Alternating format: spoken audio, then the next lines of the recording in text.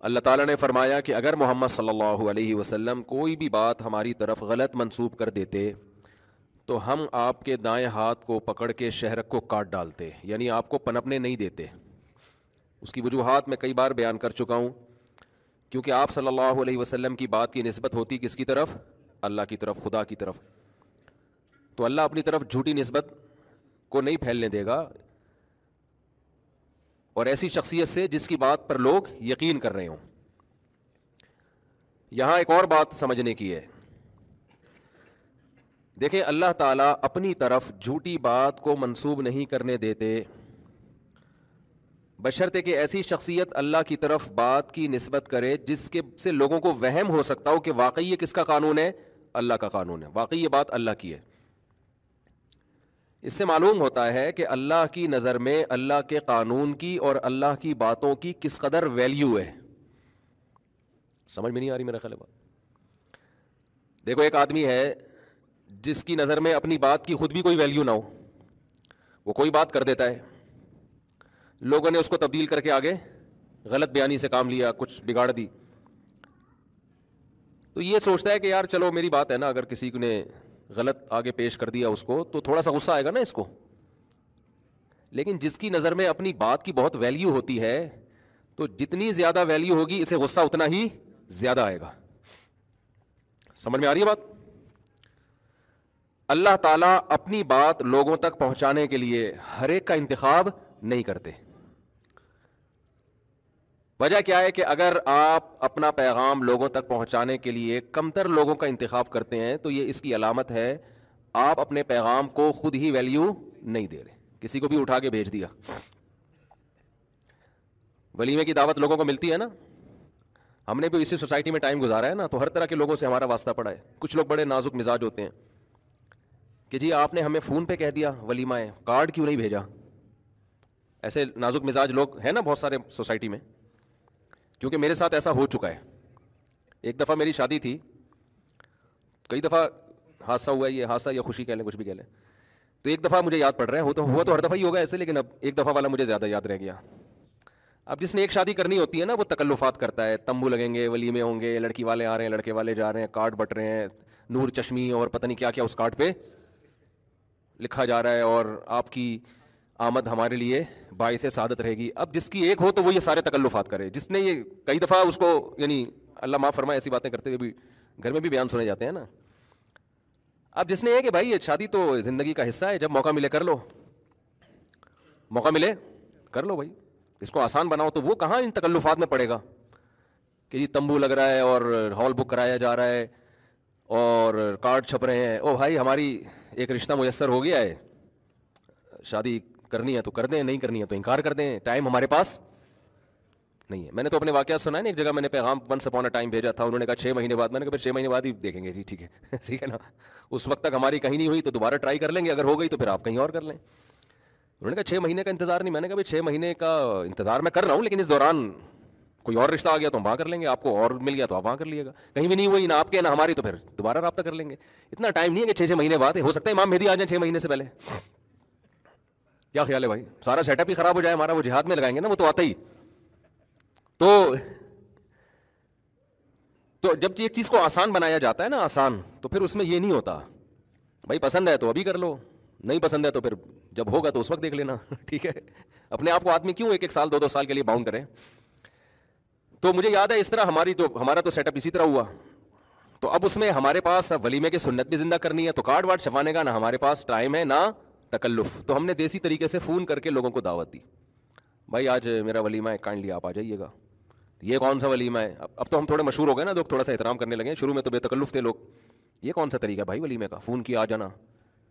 میں نے کہا اور کون سا طریقہ بھائی، کارڈ ہوتا ہے پراپر، ہم تو جب تک، ہمارے بعض ایسے ریلیٹیو تھے انہوں نے کہا جب تک ہمیں پراپر کارڈ نہیں ملے گا ہم نہیں آئیں گے۔ میں نے کہا آپ آ جائیں، آپ کی نوازش کی بات ہے۔ نہیں جی ہم نہیں آئیں گے، چلیں پھر آپ نہیں آئیں گے تو کیا کہہ سکتے ہیں؟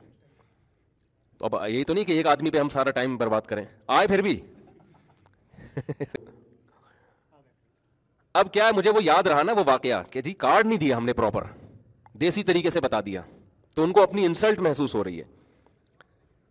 اب ہماری تو مجبوری تھی نا, ہم نے ایک ہی دفعہ کرنی ہوتی تو پھر تو ہم سارے دھوم دھام سے کرتے, اب ہماری تو مجبوری تھی. لیکن نارملی ایسا ہی ہوتا ہے کہ آپ اپنی بات کو جب ویلیو دینا چاہتے ہو تو آپ اس میں تھوڑے سے تڑکے لگاتے ہو, کارڈ چھپاؤ گے, پھر کارڈ بھی غریبوں کے الگ ہوتے ہیں, مالداروں کے کارڈ ہی پہ اچھا خاصا پیسہ خرچ ہو جاتا ہے. اتنے لمبے لمبے موٹے موٹے کارڈ ہوتے ہیں, ان پہ چمکیلے حروف سے پتہ نہیں کیا کیا لکھا ہوتا ہے, اور مور کے پروں کے اس میں وہ دھاگے ہوتے ہیں.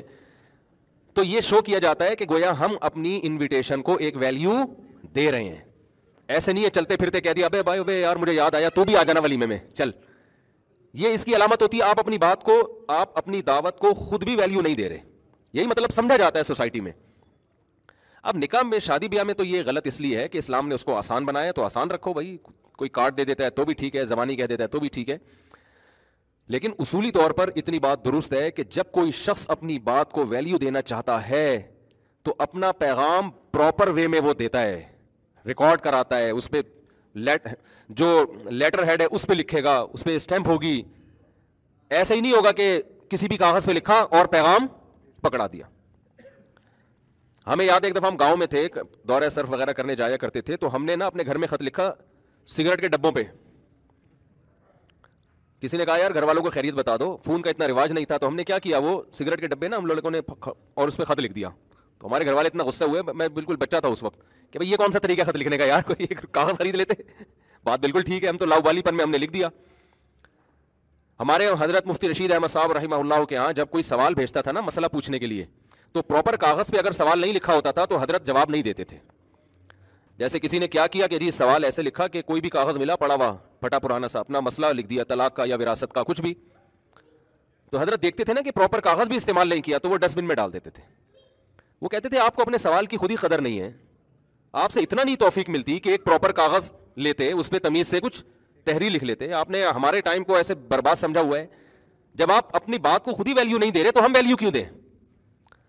تو یہ انسانوں میں طریقے, رسول اللہ صلی اللہ علیہ وسلم کا بھی یہی طریقہ تھا. جب آپ کسی کو سفیر بنا کے بھیجتے دنیا میں تو دیکھتے جو سب سے زیادہ جو پرسنالٹی جن کی اچھی ہوتی نا, ان صحابی کا آپ صلی اللہ علیہ وسلم انتخاب کیا کرتے تھے. مائک صحیح نہیں ہے بھائی.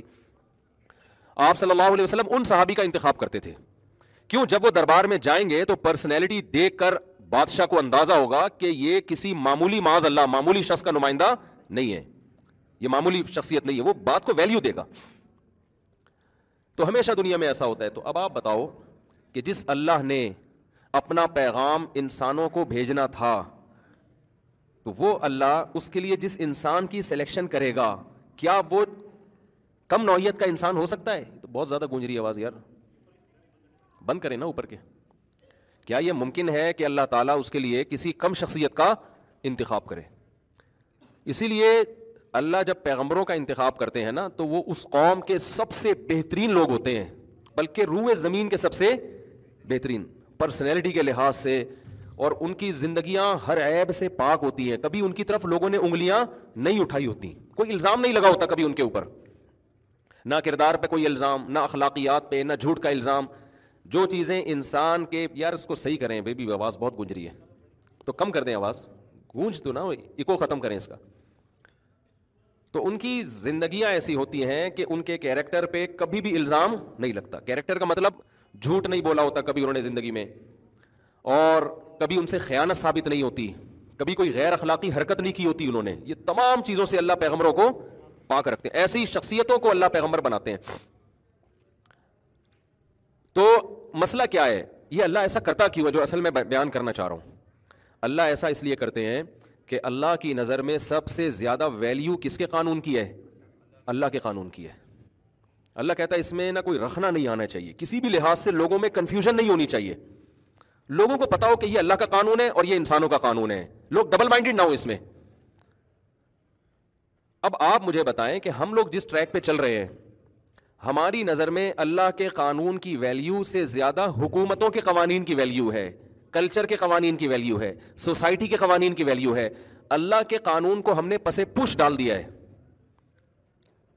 یعنی اب ایسا طبقہ, بہت بڑا ایک طبقہ وجود میں آ گیا ہے, وہ کلچر کو فوکس کرتا ہے, وہ سوسائٹی کو فوکس کرتا ہے, وہ ملکی قوانین کو فوکس کرتا ہے. ان سے کہو کہ اللہ کا قانون ہے تو اس پہ سر ہلانے کے لیے تیار نہیں ہے, ہلتے ہی نہیں ہے اس کے اوپر. بلکہ اس سے بھی آگے معاملہ چلا گیا ہے. یعنی اللہ کے قانون کو فالو کرنا تو دور کی بات, اللہ کی طرف نسبت کرتے ہوئے بھی اب لوگوں کو شرم آنا شروع ہو گئی ہے. آپ کہیں مجلس میں بیٹھے ہو نا کہ یار شریعت اس بارے میں یہ کہتی ہے, ابے تو بڑا ملا آ گیا یار, تو کب سے ملاؤں میں بیٹھنا شروع کر دیا تو نے. یعنی اگر آپ یہ باتیں کرنا شروع کر دیں نا تو اس پہ بھی لوگ شرما رہے ہوتے ہیں. پہلے شرم یہ آتی تھی اس مسلمانوں والا لباس پہنتے ہوئے, پھر اب شرم آ رہی ہے مسلمانوں والی باتیں کرتے ہوئے کہ لوگ کیا کہیں گے, مولانا ہے یہ تو مذہبی آدمی ہے. میں ایک دفعہ ایک مارکیٹ میں گیا تو وہاں کیا ہوا ہے کہ ایک صاحب موبائلوں کا بزنس تھا ان کا, تو ان کی ڈیلنگ چل رہی تھی, بہت بڑا تاجر ہے, وہ لڑکا ہے ینگ, تو ذرا لبرل سا لڑکا ہے. تو میں تو سوسائٹی کو دیکھتا ہوں نا, ان چیزوں کو ہمیشہ سے دیکھتا آ رہا ہوں کہ سوسائٹی جا کس طرف کو رہی ہے.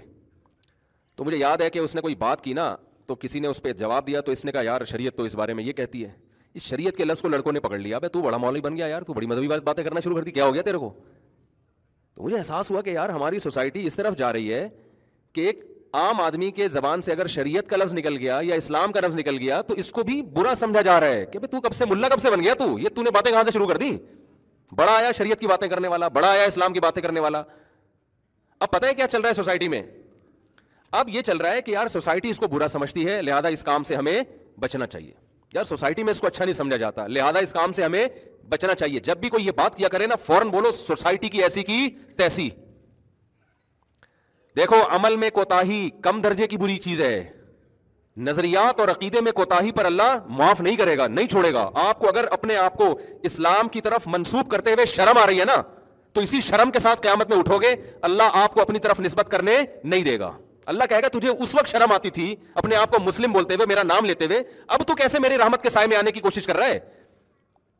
حضرت انس ابن مالک رضی اللہ تعالی عنہ, جنہوں نے نبی صلی اللہ علیہ وسلم کی 10 سال خدمت کی ہے, وہ فرماتے ہیں میں پیغمبر کی زبان سے ایک لفظ سن کے جتنا خوش ہوا ہوں نا, زندگی میں اتنا خوش کبھی بھی نہیں ہوا میں.